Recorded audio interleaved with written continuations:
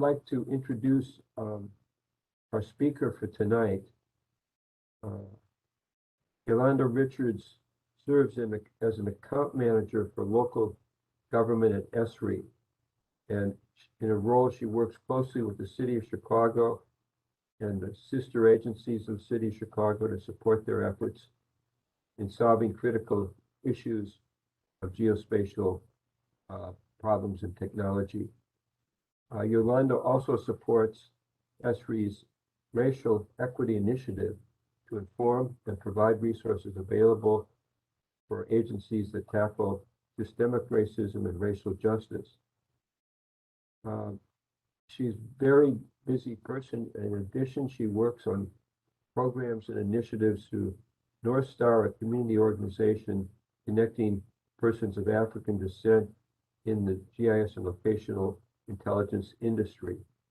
And there are other organizations she's been involved with that we don't have time to mention them all, but she's been very actively involved in organizations in Chicago. Yolanda received a bachelor's degree in urban studies and planning from UC San Diego and a master's degree in urban and regional planning from the University of Illinois at Urbana-Champaign. Although her roots stem from Southern California, she now calls Chicagoland area her home since 2011, where she lives with her family. In her free time, she enjoys strengthening her photography skills, playing instruments, building community with others, deepening her faith, and laughing as much as she possibly can. It's with great pleasure that we introduce our invited speaker tonight, Yolanda Richards from Esri. Thank you so much, Professor, and good evening, everybody. I do have to note that I'm in Chicago and it is cold out here, so I'm a little jealous because a lot of you all are not dealing with our weather conditions right now, so I'm just throwing it out there. I'm really excited to be here. I'm also really cold, so I hope everyone is doing well. I hope wherever you're at, you're warm and enjoying the scenery because it is cold out here. Keon, I'm still having issues being able to load. It looks like my PowerPoint is still not connected, or my PDF, if you can help me with that. But what I can do is just kind of give a brief overview of who I am and my background. As mentioned earlier, I serve as an account manager with Esri, focused specifically on local government. And I'm really fortunate to work with the City of Chicago and sister agencies to really support their GIS efforts. And so just a little bit about me, and shout out to Keon, she's magnificent.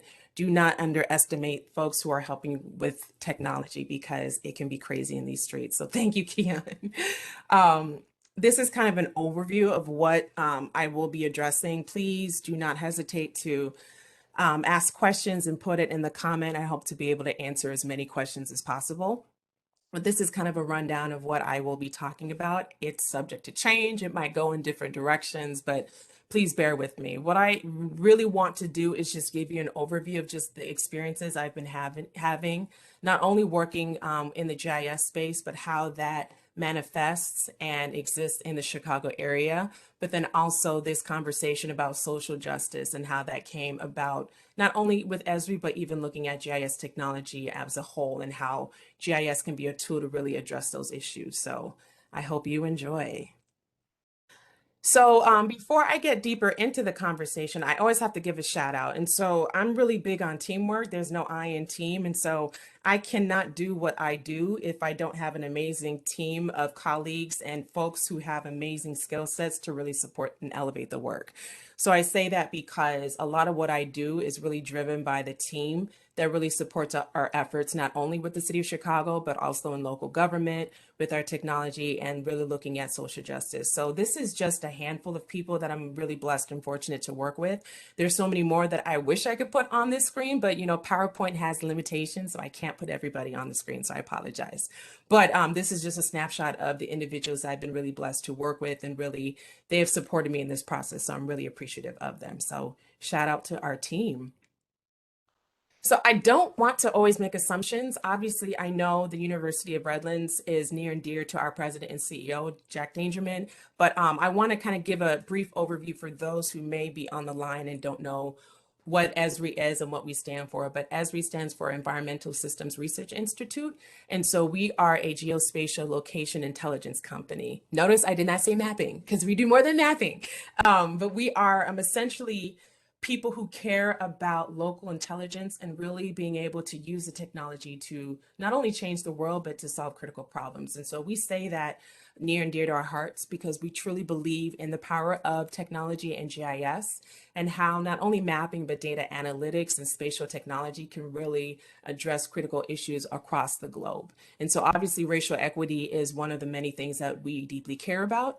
We care about so many other things too. And so we're really fortunate to work in several industries across sectors. And so this is kind of a snapshot of where we're working. As I mentioned, again, my team is really focused on local government, but we do work in several other industries that include transportation, utilities, manufacturing, real estate, banking, education, nonprofits as well. We're really fortunate to see how GIS is very dynamic. So it's definitely a blessing to see how GIS can really support all industries. Oh, I really went to that slide. So again, this is just a quick footprint of the work that I've been fortunate to be a part of.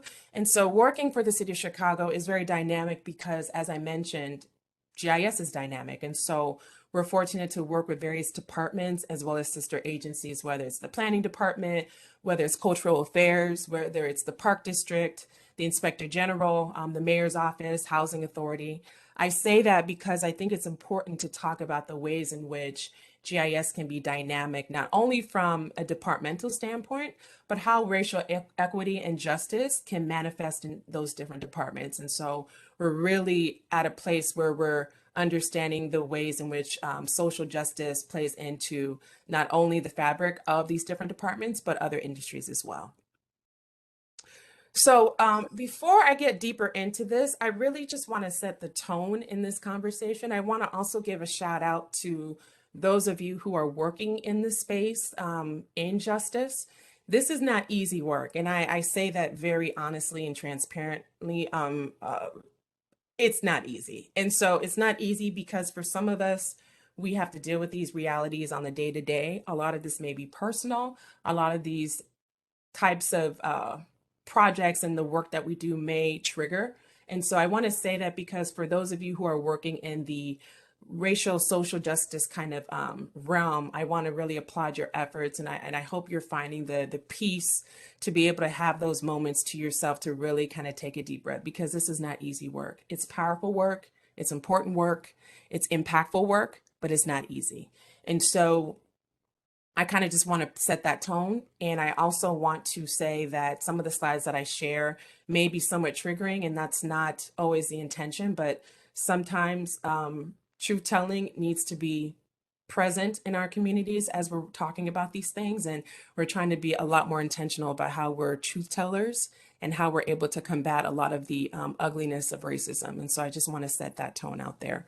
So just to kick it off, obviously last year, specifically in the summer, a lot of us were deeply hit by the realities of racial injustice that a lot of us know too well.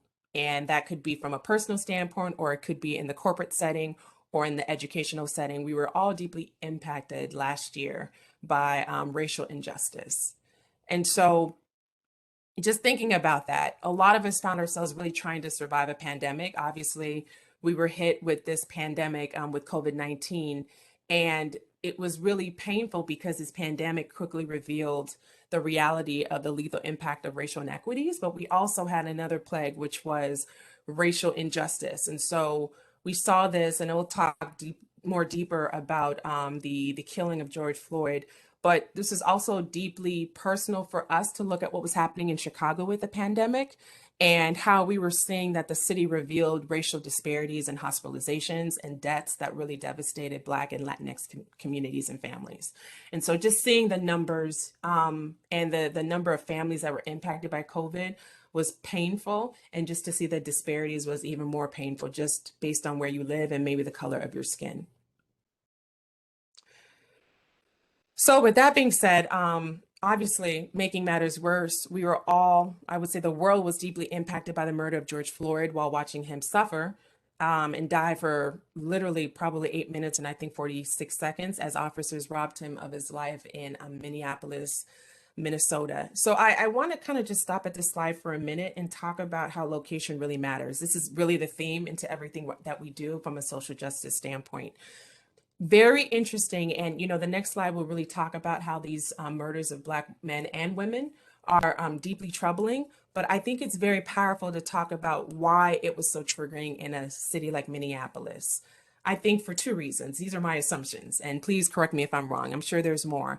But I think one assumption is we were dealing with a pandemic. I mean, we were literally in a shutdown. And so I know for many of us, it was a very hard thing to do. For some of us, we lost our jobs. For some of us, we had to work from home while maintaining normalcy to some degree, having families or having other priorities. And so the pandemic definitely had a hit for a lot of us. But also to see this injustice of what happened with George Floyd was even deeper. And I think it's very powerful to see how it happened in Minneapolis. And so, why did it cause such a global phenomenon? Was it because we were in a pandemic? Was it because people were just tired? We can talk about so many other deaths that really triggered so much. But I do believe the pandemic was really a big influence on that. But I would also argue about the narrative and the perceptions of Minneapolis. Minneapolis does have a history of racial injustice, but I think there's also another story. And again, storytelling is really important to Esri and to me. But I think when you look at Minneapolis, there were a lot of perceptions about what that city represented. So Minneapolis was a representation of diversity. Again, multilingual, pro-immigrant, a very thriving immigrant population, strong schools, strong healthcare system within the state. But you have this situation in which George Floyd was murdered, literally in broad daylight. And I think it's very telling that it happened in a place like Minneapolis, because for so many communities, a lot of these injustices get told in the public eye in larger cities, whether it's Los Angeles with, Rodney King, or Sean Bell in New York City, or with Oscar Grant in the Bay Area. But to have this very intentional murder take place in Minneapolis was very telling in terms of what it represented for Minneapolis and kind of opening the doors and having truthful conversations about how Minneapolis was dealing with issues related to racism. So I'll just be brief with this slide. It's again just painful because George Floyd's death was a loss that connects to a pattern, right, of injustice that communities of color have and continue to experience across the country. And so this pattern is also revealing itself in the killings of Breonna Taylor in Louisville, Kentucky, Tony McDade in Tallahassee, Florida, Deion Johnson in Phoenix. For Chicago, this was a harsh reality for Laquan McDonald, which a couple of years ago, he was shot 16 times by a police officer. And again, these are triggering, right? And so it's this building where it's almost like a bomb. It's a tick, tick, tick, boom effect, especially when we're living in a pandemic, which is, again, very triggering. So I wanted to share this slide. This is always a hard slide for me to share, mainly because I love children. I think children are a representation of so many different things. I think for most of us, I don't want to make assumptions, but when you think about children, you think about innocence, you think about liveliness, you think about just being inquisitive and trying to understand the world around them. And you see this picture, and hashtags are very powerful from a social media perspective, but this horrific pattern of brutality really has to stop. We are done dying. And I think what's painful about this is that you would think, based on the ways in which we look at children, again, the ways in which we value children, would be the case for all children. But that is not the case. And so you see this picture of a young boy, and, I think it's a very intentional picture. Again, look at those eyes, look at the facial expression, innocence, joy, all those different things. But then you think about Tamir Rice, who was gunned down, who was a young boy playing with a machine gun, and you think about the ways in which he was perceived differently in particular communities. And so this is kind of a reality where so many children, so many young people are dying in ways that are literally based on the color of their skin. So it's deeply painful. So I always want to tell a story because I think it's important to bring a lot of perspective and experience on this. As I mentioned, for some of us, a lot of this is personal. So the reason why I do this work, I've been really fortunate to be in the social justice space for probably a decade now. In fact, when I went to the University of Illinois for my master's degree, it was in urban planning, but the focus was community development for social justice. So I'm always following that path in everything that I do. So this is a picture of my family. I have twin boys. They are 4 years old. They are fraternal and they are a hot mess and I love them. They're also funny. They are hilarious. They are inquisitive, all the different characteristics I mentioned in the previous slide. My husband and I, we've lived in the Chicago area for a long time. And just to give you some context, when I was pregnant with twins, which was a huge shock, I didn't know what was coming out. I wanted to be surprised. I was very old school. And so when I was in delivery and my babies were born, there were two boys. Freaked me out because I'll be honest with you, I didn't know what to do with them. For some reason, I thought I was going to have a girl and a boy or two girls. That was just my mindset. But I have these two black boys that came out. And I was looking at my husband and I said to myself, oh my gosh. And everything changed. Everything.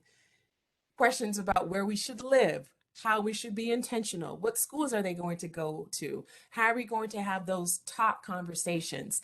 I bring this up and I'm just very honest about this and I share this with people. My husband and I, we fought and fought and fought about location because we realized that living in Chicago and having two black boys in particular areas of the city of Chicago was going to mean something. It was going to mean something. And it meant how they were going to be perceived. It meant how they were going to be looked, how they're going to be treated. And that was very scary for my husband. And he said, we have to leave the city. And I said, no. I fought it. I tried everything I could do to stay in the city, but he was adamant because safety was a big concern, especially for Black boys. So I bring that up because location matters. For certain families, they have to literally make decisions about where they can live and how they can thrive and have a strong quality of life just because of how they're going to be perceived. And this is a very harsh reality, not only in Chicago, but all types of areas and communities where maybe for some people it's never a forethought to consider where you are going to live and how people are going to perceive you. But this is a reality for so many people that really understand how they will be perceived. So with that being said, we know that this pattern is real. We also know that the experiences of communities of color are not monolithic. And I really want to highlight this. You know, a lot of the examples that we're showing is really looking at policing in Black and Brown communities, but people experience racism differently across the country. And we want to always highlight that, especially when we're working with different people. So racial bias and discrimination impact opportunities for all and many in so many different ways. It could be based on your language. It could be based on your religious practice. It could be based on so many other situations. But we just want to highlight the fact that racism is experienced and manifested differently for people. And the geography, again, location matters. Geography plays a role in these differences, which is really important to highlight. So, redlining, segregation, other forms of systemic and structural racism, they literally determine where families of color live and where they work. And this has been something that has been very big for generations. And I'll talk about this a little bit with what's been happening in Chicago. And people of color feel the sting of these racial inequities differently. And so it's not enough to just look at racism at a national level. It's happening in so many different aspects. I'm kind of rushing through my slides, so bear with me. So people of color living in rural communities, again, we in many ways talk about the cities, but rural communities, suburban communities matter as well. But people of color living in rural communities and those living in cities may both be on the wrong side of the digital divide, but the solutions to address their challenges vary. So, in so many cities, you have Black and Brown families either having or not having access to quality schools, parks, hospitals, and it really depends on your zip code. And it really depends on your neighborhood. You know, when people talk about, you know, what side of the tracks are you from, you literally have infrastructure and you have buildings and you have streets that actually create these kind of invisible barriers that show differences based on quality of life. Again, going back to the example that I shared with my family, this was a harsh reality where we used to live on the west side of Chicago. Even though we love that area, the quality schools weren't as strong. Access to quality amenities were not really there. And so those were the things that we had to really decide and figure out how we can have a strong quality of life. So obviously, some of us or many of us are familiar with the Flint water crisis. You know, some historical and present day decisions have left communities of color literally without clean water to feed and wash their children. And I think that was really clear when we were looking at the realities of what was happening with Flint, Michigan, and how it was just painful to see the idea of access to water, quality water, was not available to the communities. So, you know, I talked about this before using my example, but this is another example. Again, this is Tamir Rice in terms of what happened with him and being gunned down. For a lot of Black families, and this is something that my family has to kind of think about for our boys, many Black parents are gearing up to have that talk with their children in neighborhoods around the country. This is a very real thing.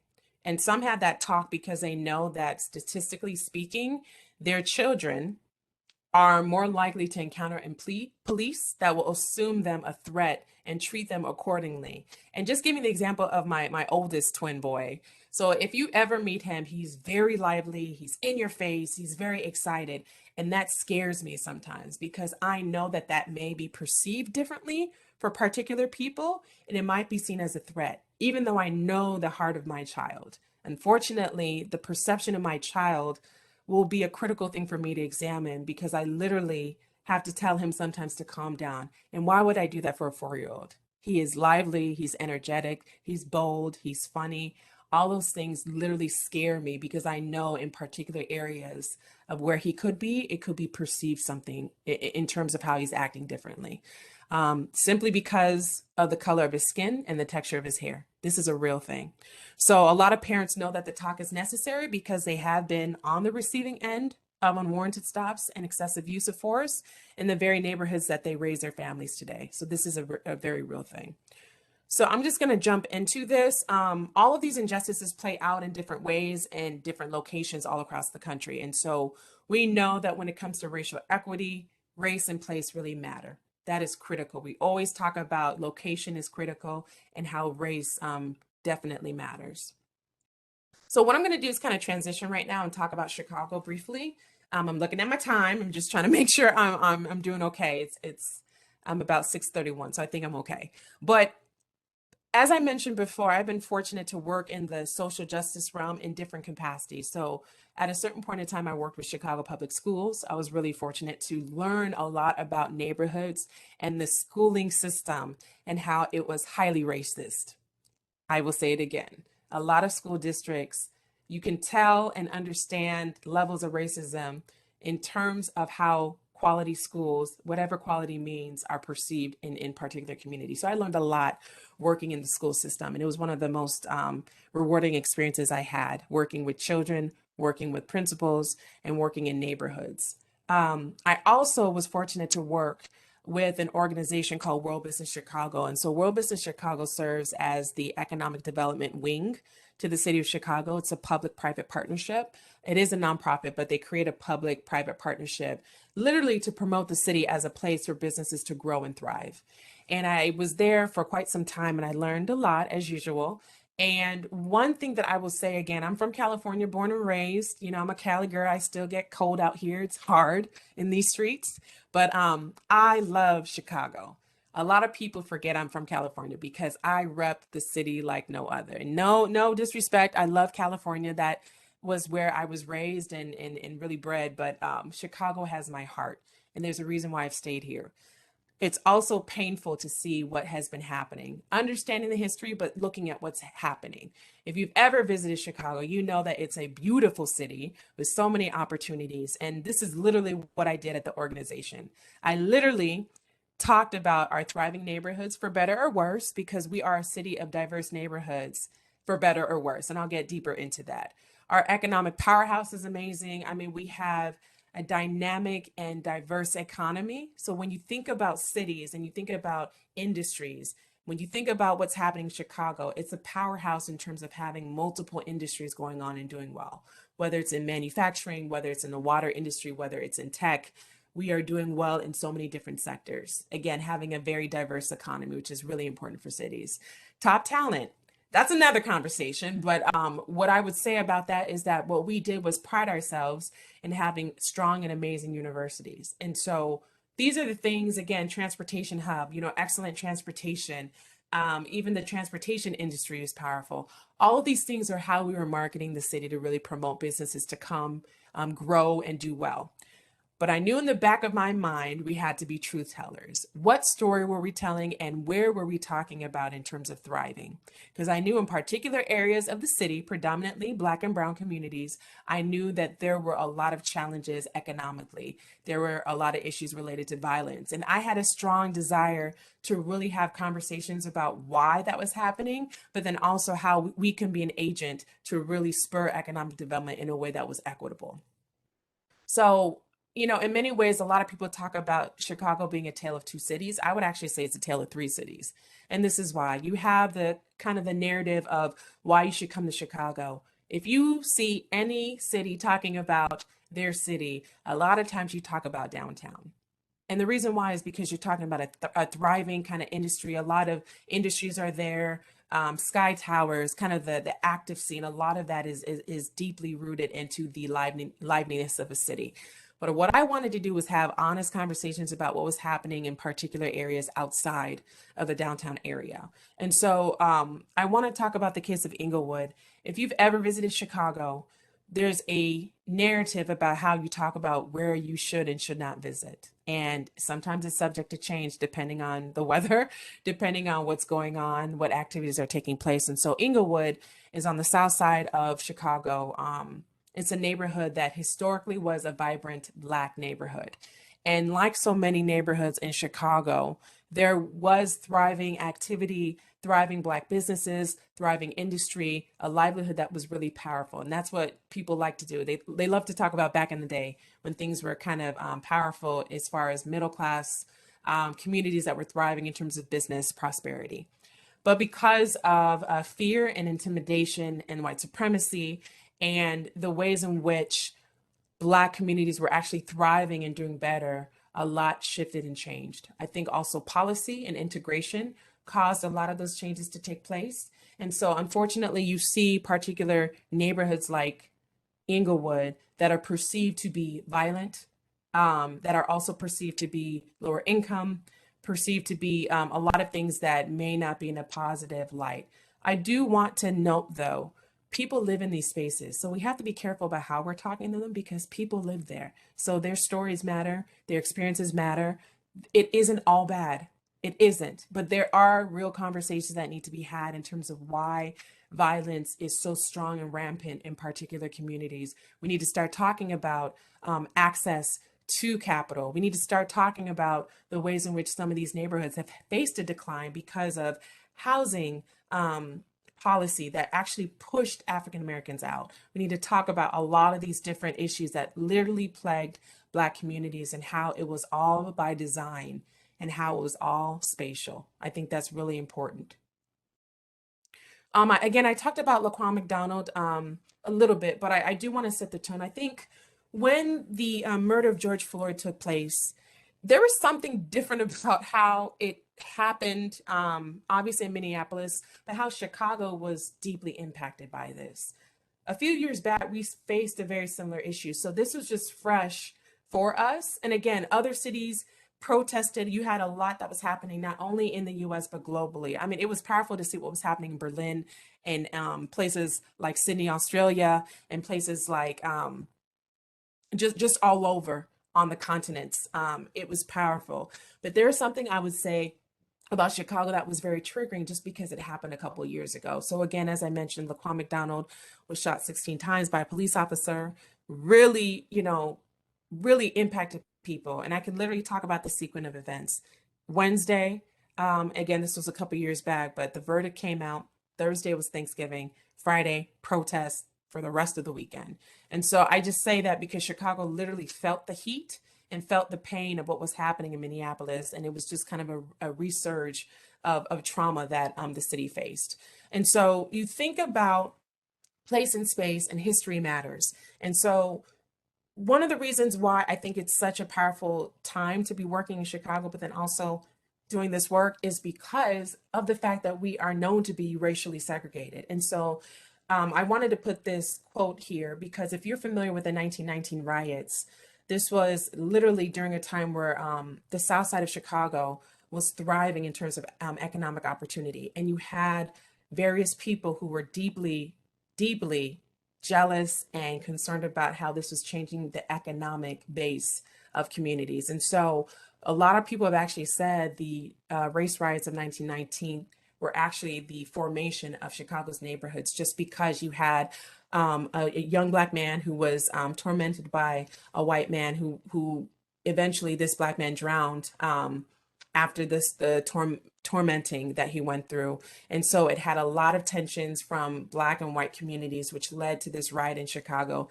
that literally pushed African Americans out. And so they literally were fleeing. And this idea of fleeing is very normalized for a lot of communities where they are literally being pushed from place to place in terms of quality of life, where to live, and how they can thrive. So I wanted to just put this out here and I'll kind of talk about the powerful things that are taking place. So our president and CEO really cares about this work, and he stated, and I'll just read it: "We are dedicated to working with our users to leverage the true power of geographic and holistic thinking as a framework for understanding to create solutions that ultimately help bring an end to these long-lasting injustices." So I say that because it takes leadership to really be able to do this work well. And we're in a position where we're fortunate to have leadership support this work. And I think just for anyone who's working in this capacity, it is so critical to have leadership support this work. I see so many of us who struggle and try to fight and fight and fight, and you do not have leadership supporting this. So it's more of a thank you to our president and CEO for really encouraging us to continue this work, but also advocating for this work and supporting us in that process, which is really important. So let's get to it. Again, you have the murder of George Floyd, you have protests and just a reaction that happened. There was also this real reaction amongst various businesses and communities, and Esri is one of them. To be honest with you, this wasn't an area that Esri was involved in, and I say that in full transparency because we all know this. Again, we want to be truth tellers, and I think this was important for us to be intentional about what can Esri do to be intentional. And so we were very fortunate to have so many leaders. Again, shout out to so many people like Clinton Johnson, who has been leading the effort. I think this is really important for us. There's so many more. Again, I can talk about so many people have been really intentional to support this work and ensure that we were being intentional to have this framework to support what we were trying to do. So I just want to thank so many people who have been doing this work because, again, it's not easy. Again, shout out to Margot Bourdin, Piali, I can go on and on, Cherie, Jackie, Aisha, Pete Fitz, so many of us who've been working in this space to really address these issues. And so just to give you some context, and we're still continuing to work on this, we've infused emerging and best practices for operationalizing racial equity with the best practices for locational intelligence. So I think what's really powerful about the technology is that there are things that we have been doing that actually can have a context to racial justice and social justice as well. So the integration of techniques helps organizations use geography as a framework for racial equity, which I think is really important. So Esri's capabilities help to reveal the policies and decisions by governments and businesses that lead to racial inequities in access to community assets, exposure to harmful community conditions. We talked about Flint, that's an example, and adverse health, educational, social, economic, and criminal justice outcomes. And so I think what's really important about this is that GIS can help to identify, uplift, and promote policies and decisions that lead to more equitable outcomes. Very important for us because we know that there are so many things that we need to talk about, whether it's food security, parks and recreation, safety and access, air quality, quality of schools, all of that are things that GIS can really be embedded in to really address those issues to have real equitable outcomes. So with that being said, one of the most important ways to use geography as a framework is to actually map it and analyze equity. I think it's just so powerful to see the power of a map. I think maps are storytelling tools and resources that people can really see and understand what's going on. I mean, I think I've had examples of maps where you literally can do a display of a particular neighborhood that has access to grocery stores and then compare it to another area where there is few and far between. And so, again, we really pride ourselves in being storytellers. And I think organizations can use maps and spatial analysis to apply an intersectional racial equity lens to reveal and then understand those benefits and burdens on communities of color and other marginalized communities. Okay, I think I'm going to jump. Again, this is more of the framework, but again, this effort is the first phase in a more extensive process that revolves around strong stakeholder engagement and requires a lot of data. I want to just talk quickly about data. I think what Esri and so many other organizations are trying to do is have a different conversation about data. Data can be racist. I'm gonna say it again. Data can be racist. And I say that very intentionally because sometimes what we need to do is be a lot more critical in terms of the data. Who owns the data? Who is telling the story about the data? And what are some other innovative ways that we can find data that are coming from communities to be able to really tell the story? That's really important. And it helps for us to have better insight on racial equity strategies in our work. So just really quickly, I wanted to kind of just give some brief examples that we were able to, really work with other organizations. So we were working with the racial equity anchor institutions to support their reimagining policing efforts. And we started with the data. And I think that was really important because they really needed more data to understand upstream policies and decisions. And we really wanted to collaborate with them on designing a survey to learn more about police budgets across the country. And they were using GIS to enhance their work to identify the jurisdictions to include in the initial outreach effort. And so we've been really fortunate to work with various organizations, but also departments from various local governments to really support. We've had a police academy roadmap to reform that was really powerful for us to do. This is just a short snippet, and I know that it's grown, but we've been really fortunate to really develop solutions, whether it's the Racial Equity GIS Hub, the Racial Equity Community Outreach Solution, police transparency, so much that we're doing, and we're still growing in this area to be able to have really strong solutions. Let me just quickly jump into the powerful work that's taking place in Chicago. And I think what is so beautiful is that, again, leadership is so important to see leadership really taking this effort. And so the mayor's office really wanted to have, and again, this was happening during a very particular time in Chicago. But in 2019, the mayor decided to open up a chief equity office, and Candace Moore has been leading that effort. And she's literally one of my favorite people at the city of Chicago.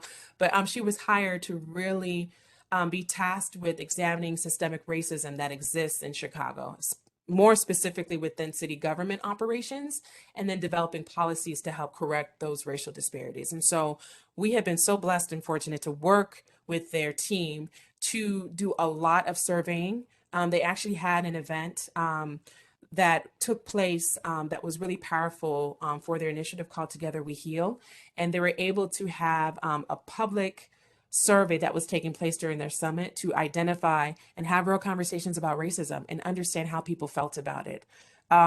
Their approaches are for supporting healing in communities, leading public collective reckoning, and then looking at institutional transformation. And so, again, I just want to give a shout out to the City of Chicago's equity team, because Candace and her team have been doing phenomenal work in this space, and we've been fortunate to have them utilize GIS technology in surveying, in mapping, and other really powerful tools that Esri has been utilizing. Also want to give a shout out to the Chicago Park District. And again, shout out to Lathan Zierfos, Benita McNeil, and Jacqueline Guerrero they have been leading the effort at the Park District to create a cultural asset mapping project. And so what they did was they looked at specific areas in the city of Chicago that don't get the recognition as they should, specifically on the south and west side. And they literally created a hub site that included mapping, surveys, storytelling. Story Map is one of Esri's solutions that they have been able to tell stories about what was happening from an art perspective. I want to be very intentional about this conversation too about GIS. I think for certain people, GIS has a perception of the type of industry that people might be utilizing GIS. Again, we truly believe GIS can be for all. We are trying to do a better job of diversifying and being more dynamic in terms of how people are utilizing the space. So I think it's powerful to see how artists are using GIS, how the Park District is using it specifically related to art and programming to ensure that they are showcasing what's happening in the art scene on the south and west side of Chicago so people can patronize businesses. They can go to these different spaces and learn more about those communities. So really powerful work going on. This is my last slide, I promise. The other example I wanted to give was the city of Chicago's Department of Planning and Development. And so when you think about planning and you think about investment and how communities are being designed, what was really important was for the city to be able to kind of dream and vision what the future can look like. And so they have been utilizing one of Esri's tools called ArcGIS Urban. And so it's a 3D modeling tool that helps you to kind of reimagine and design and think about plan making to actually design communities and have kind of activities placed on how people can dream differently and forecast how communities can be developed. And so one of the initiatives that the department has been working on is Invest Southwest.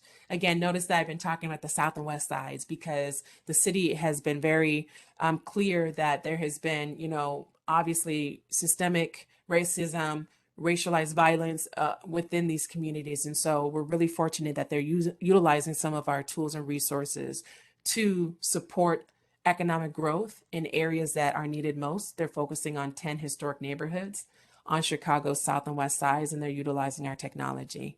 Okay, I lied. I have one more slide. It's more of a thank you. So I have my email on here. If you want to do just a quick shot of this information, I have a lot of links I wanted to share just because there's so much that's happening, not only in Chicago, but just in other areas that really address racial equity. And I just want to thank every one of you who have been part of the conversation because this work is so critical to us. It's near and dear to our hearts. But I also want to highlight that we are always improving. We are not perfect in terms of where we're at, and we can always be better. One of the things that we really try to do better is to listen and to make sure that we're giving space to people who can be able to tell their stories and how we can have the technology be more of a tool to express those stories and be impactful from a locational perspective. But I think it's been really humbling. It's been rewarding work. Again, as I mentioned before, it's very hard. But I want to encourage people who are interested in doing this work or who want to get involved. Just know that we are doing our best to be better and to be stronger in this work. But we can only do this together. And so I open the opportunity to talk with people if you are interested in conversations and how we can be impactful to really support social justice from a GIS perspective. So thank you so much.